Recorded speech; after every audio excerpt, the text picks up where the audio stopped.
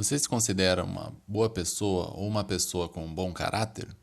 Ou ainda, você tem alguma ideia sobre como alguém pode se tornar uma boa pessoa? A teoria que estudaremos neste vídeo coloca os conceitos de boa pessoa e bom caráter no centro da reflexão. Trata-se da ética das virtudes, tal como desenvolvida pelo filósofo Aristóteles, que viveu principalmente na Grécia no quarto século a.C. Este modelo de reflexão ética predominou na história da filosofia por mais de 2000 anos, até passar a disputar espaço com teorias como a ética kantiana e o consequencialismo. Para começar a entender a ética de Aristóteles, podemos fazer a seguinte pergunta: para que serve a ética? Aristóteles afirma que sua investigação não visa o conhecimento teórico, que não investigamos para saber o que é a virtude, mas a fim de nos tornarmos bons. O objetivo da investigação, como podemos ver, não é nada modesto. Para alcançá-lo, Aristóteles precisou dizer o que significa ser uma boa pessoa. E nesta tarefa, começou por abordar a seguinte temática. Na visão do mundo aristotélica, todas as coisas que fazemos têm por objetivo algo que consideramos bom. Por exemplo, se assisto a uma aula, é porque penso que o fazer é bom por alguma razão, para aprender, para cumprir minhas obrigações ou para agradar meus pais. Se vou ao supermercado, é porque considero bom ter alimentos e assim por diante.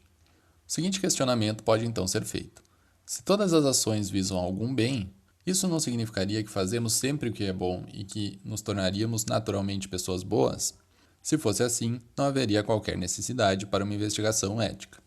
Embora pensasse que todas as ações visam algum bem, Aristóteles também pensava que os bens não são todos iguais. Na teoria que desenvolveu, existe uma hierarquia, dentro da qual alguns bens são mais importantes do que outros. Algumas de nossas ações são realizadas como meios para alcançar outras finalidades, e outras são realizadas sem qualquer finalidade em vista. Por exemplo, posso comer uma laranja simplesmente porque gosto de comer laranjas, ou porque fazê-lo é um meio para saciar a fome. Se meu objetivo é saciar a fome, então a ausência de fome é um bem mais importante do que o próprio ato de comer a laranja. Saciar a fome, por sua vez, também pode ser um meio para alguma outra coisa, como uma boa saúde. Neste caso, a saúde deve ser considerada um bem superior tanto à ausência de fome quanto à ação de comer a laranja. Aristóteles notou que poderíamos perguntar para cada ação se é uma finalidade ou se é um meio para algo mais valioso. Mas ponderou que esse encadeamento de meios e fins não poderia seguir indefinidamente. Em outras palavras, deveria haver uma finalidade última em nossas ações, que seria o que chamou de bem supremo. Em suas palavras, se existe um fim que desejamos por ele mesmo e tudo mais é desejado no interesse desse fim, evidentemente tal fim será o bem, ou antes, o sumo bem. É a partir do conceito de sumo bem, então, que a ética se torna uma investigação não trivial.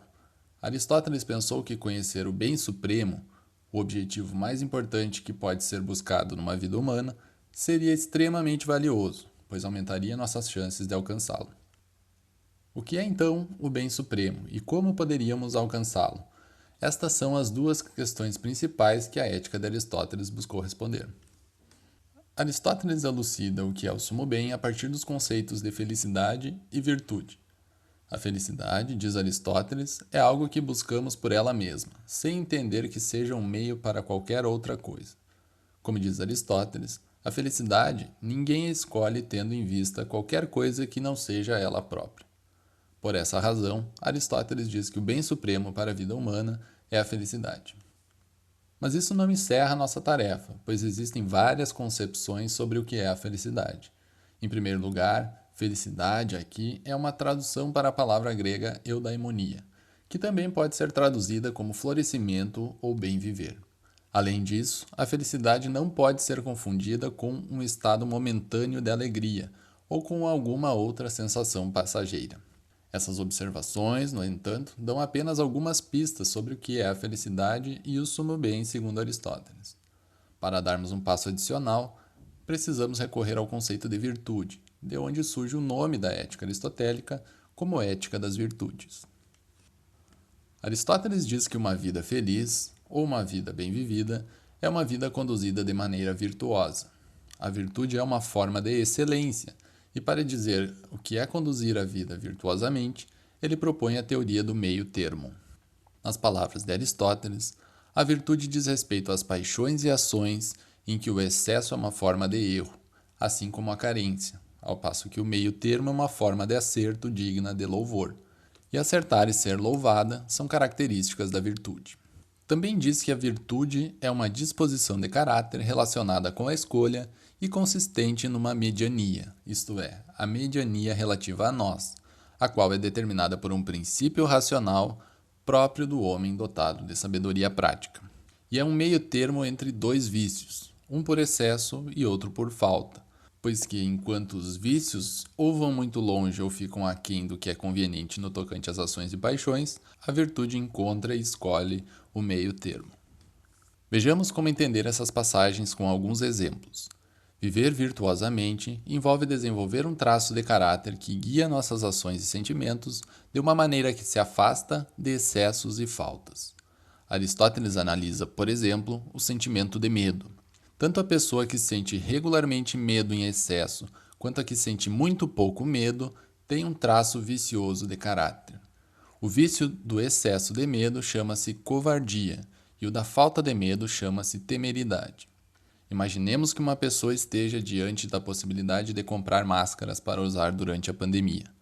Se a pessoa é covarde, poderia ter muito medo de ficar sem máscaras ou doente durante a pandemia e por isso comprar mais máscaras do que necessita e acabar deixando outras pessoas sem nenhuma. Por outro lado, se a pessoa é temerária, isto é, se tiver muito pouco medo, poderia desprezar completamente os riscos de ficar doente, não comprando nem usando máscara alguma, mesmo em situações em que é recomendado fazê-lo. Outros exemplos de virtudes oferecidos por Aristóteles são os seguintes. Sobre doar dinheiro, o vício por excesso chama-se prodigalidade, o vício por falta, avareza, e o virtuoso meio termo, liberalidade. Sobre o sentimento de raiva, o meio termo é a calma, enquanto o excesso e a falta não costumam receber um nome específico. Com sua teoria das virtudes, Aristóteles consegue oferecer uma concepção detalhada sobre o que são a felicidade e o bem supremo para a vida humana. Resta ainda vermos como ele pensa que podemos desenvolver uma vida virtuosa. Aristóteles diz que a virtude moral é adquirida em resultado do hábito, que adquirimos as virtudes pelo exercício, como também sucede com as artes. Tornamo-nos justos praticando atos justos, e assim com a temperança, a bravura, etc. É ao criar bons hábitos, portanto, que podemos nos tornar felizes e virtuosos. Mas isso pode ser uma tarefa difícil. Não é fácil ser bom, diz Aristóteles, pois em todas as coisas é difícil encontrar o meio termo. Por exemplo, qualquer um pode encolerizar-se, dar ou gastar dinheiro. Isso é fácil, mas fazê-lo à pessoa que convém, na medida, na ocasião, pelo motivo e da maneira que convém, eis o que não é nem um pouco fácil. Por isso, a bondade tanto é rara como nobre e louvável. Para superar essas dificuldades, Aristóteles recomenda que iniciemos por examinar quais são as nossas tendências naturais e identificar em que tipos de ações ou emoções tendemos ao excesso ou à falta. Uma vez reconhecidas essas tendências, Aristóteles recomenda ir na direção do extremo contrário, porque chegaremos ao estado intermediário afastando-nos o mais que pudermos do erro, como procedem aqueles que procuram endireitar varas tortas. Para finalizar, façamos uma breve recapitulação. A ética de Aristóteles busca, em primeiro lugar, dizer o que é ser uma boa pessoa ou viver uma vida boa. Seu foco não é dizer o que torna uma ação correta, como fazem, por exemplo, Kant e os consequencialistas, mas dizer o que é viver bem, isto é, alcançar o sumo bem que identificou com a felicidade e a virtude. Alcançar a virtude, por sua vez, envolve desenvolver, através do hábito, traços de caráter que nos afastem dos vícios por excesso e por falta, e que nos aproximem da excelência que reside no meio termo. Viver bem ou virtuosamente, portanto, consiste em alcançar o meio termo, que, dependendo do tipo de ação ou emoção considerado, poderá ser a coragem, a liberalidade, a calma, a temperança, a justiça, entre outros. Este foi o conteúdo desse vídeo. Bons estudos e até a próxima!